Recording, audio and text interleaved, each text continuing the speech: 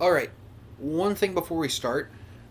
Option 1 and option 2 is kind of exactly the same option. So, when you got your genetic enhancement, you decided on the first genetic enhancement. And this is essentially what it gave you. 1. Now you are a little bit optically camouflaged. It's not really optical camouflage at all. It's just a little bit of color tuning in order to go and tune you into the environment. It's not really going to go and help you escape from sight, but it can help in a dark area in a pinch. The second thing is, you no longer make any real sounds either. You're apparently cushioned so that you can't go and really make much sound at all, if you can. And the last thing is that you are now completely scentless. So you cannot be smelled anymore. After this happened, you were led to your apartment. It's essentially around like a 2-room apartment.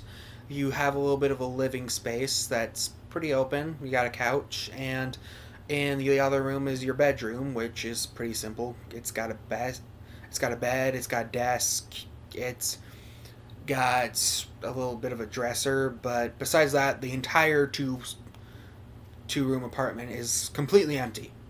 You are also completely alone. This is your apartment alone. You have no neighbors that are within earshot. You could literally scream, and no one would go and hear you. And it seems that that's for a lot of people. A lot of people have plenty of distance between their houses in order to go and give them plenty of privacy. This is honestly a pretty nice place. So you went to sleep for the day after everything that happened, and you woke up and you find that you have mail. And going and checking the mail on your computer, which, as we described before, is essentially in your eyes and ears, you essentially go and bring up a video by Dr. Bloom. And Dr. Bloom goes and tells you this through the recorded message. Alright, 21. It's now your job in order to go and hunt down a man named Jekyll. Now, Jekyll was an incredible hacker and generally was a white hat hacker. However, the problem ended up going in being he wanted more power. He constantly was pushed around by a lot of people in the community and ended up going a bit off the deep end. He eventually went so crazy as to take an experimental genetic modification built with beast DNA, injected into himself, and ran off into the city of Atlantis, that is an underwater city down in the Pacific Ocean. This is where you'll be going, as most of our inspectors are not equipped for the underwater city Atlantis, as Atlantis was only made around, 500 years ago. You see, when Atlantis was made, it was kind of an experimental thing that's developed over the past 500 years. It started being constructed 500 years ago, but only was completed around 300 years later after we finally got the things right for all the pressure problems.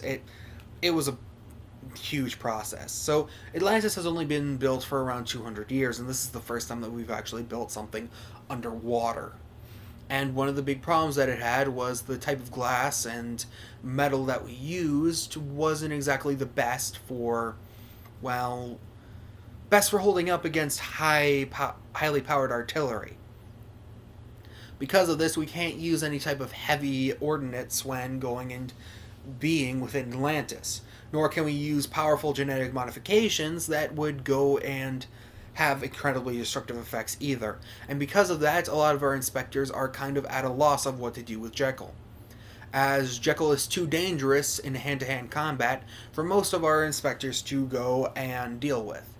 Now, because we do know a little bit of your background, though not much due to a lot of the records' age, we do know that you were trained in some forms of hand-to-hand combat, specifically judo and karate.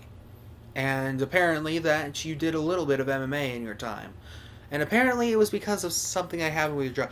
We don't really care about that. We just care that you can fight in hand-to-hand combat should it arise. And now we are going to send you after essentially a genetically enhanced human with the powers of incredibly sharp claws, enhanced strength, enhanced speed, enhanced reflexes, and enhanced perception skills, such as increased hearing and increased senses, and increased scent. Surprisingly, your genetic modification was the perfect choice for what you were doing, as this specific stealth modification of yours has the power to go and mask your sound and mask your scent, along with going and giving you a little bit of optical camouflage in a pinch. It's not going to win you any awards. Now, here's what's going to go and happen. You're going to go to this specific train station.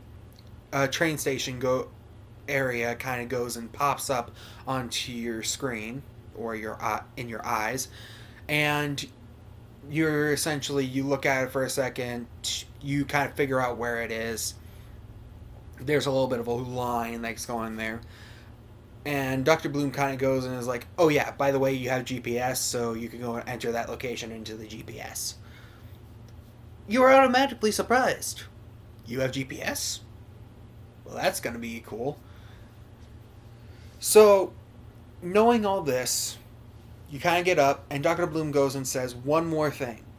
There's going to be an inspector known as Inspector Bernhardt waiting for you at the station. So you should go and speak with him to go and get acquainted with your other inspector tools that we are going to go and give you. There are around 3 of them that we are going to give you to start off with, since the others require more explanation and more skill. So you're going to be a little bit under-equipped, but with your stealth enhancement and your background, we are hoping that you can go and handle tracking down and capturing Jekyll. Dr. Bloom automatically just disappears off the screen. You get up and you get dressed, and then you move off to the station. You get onto the train, and the train moves incredibly fast, but for some reason you can't really feel it. And you move all the way to the city of Atlantis in the bottom of the Pacific in around a few minutes to around an hour. So you get there and you get out and you see Inspector Bloomhart, and you are more than... You know that he's Inspector Bloomhart. He has a holographic name tag above his head that he's gone and done for you to go and point himself out to you, along with holding a holographic sign going and saying Inspector 21 to go and call you over. You walk over to him and you greet him as Inspector Bernhardt. And he goes and tells you, alright, so here are your 3 pieces of equipment. He hands you something that looks kind of like a gun. It reminds you of maybe something like a stun gun, but it has a weird sphere within it that seems a bit see-through. It has a weird needle thing on the handle, almost like on the back of the tool on the stun gun, that seems to go into your hand, and you're not exactly sure why. He then goes and hands you a sphere, a weird sphere that apparently has 6 legs and all these dots over it. But you can't really go and figure out what the dots are or what this means either. The third thing that he goes and hands you is a collection of 3 syringes with a weird gray liquid into them. And then he proceeds to go and explain what these are.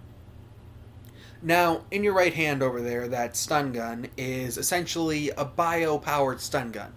It goes and uses your blood in order to charge electrical shocks, which it then proceeds to launch out against other people. Or in other words, it goes and uses your blood to go and create long-range electrical attacks that are on par with your gauntlet. In your left hand over there, you hold a surveillance drone. He points to the sphere with dots all over it, that you can go and control remotely. This drone has the ability to send visual and audio to you, though we do not recommend that you go and use these both at the same time, as that leaves you vulnerable to being snuck up upon, and you would not want that. The other thing that you have are those 3 syringes. These are medical syringes. The fluid within them is filled with medical nanobots. While we don't use nanobots for genetic enhancement more than once a month, we do use them for medical purposes around this type of situation. Now, because of how many inspectors that there are and how hard this type of medbot is to make, we have given you around 3 of these, and only 3. You are not capable of filling them up until you get a new mission.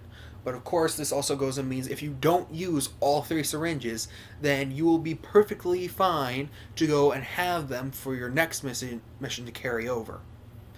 Now, you might be wondering why the stun gun is powered by essentially your blood. You obviously nod to this question. Well, it's mainly because of the fact of it does not take more resources than your blood in order to go and create an electrical shock. It does not go and require any ammunition that you have to carry around with you. And while we had tried to go and create other types of stun guns with other types of power sources, we never found a power source as efficient as the biological power source that you hold in your hands now.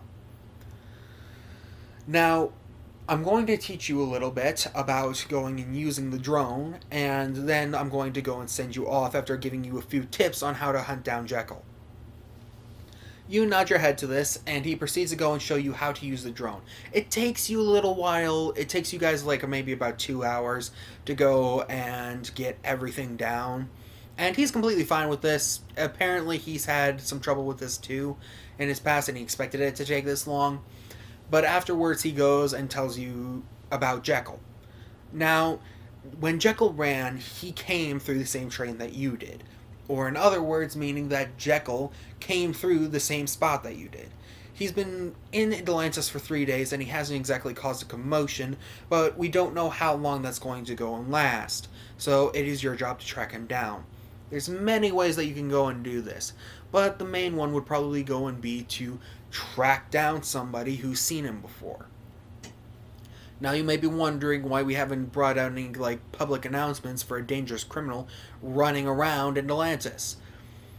The big thing about it goes and ends up being is that Atlantis' population ends up going and being too big for us to cause a panic or to go and try to get information from.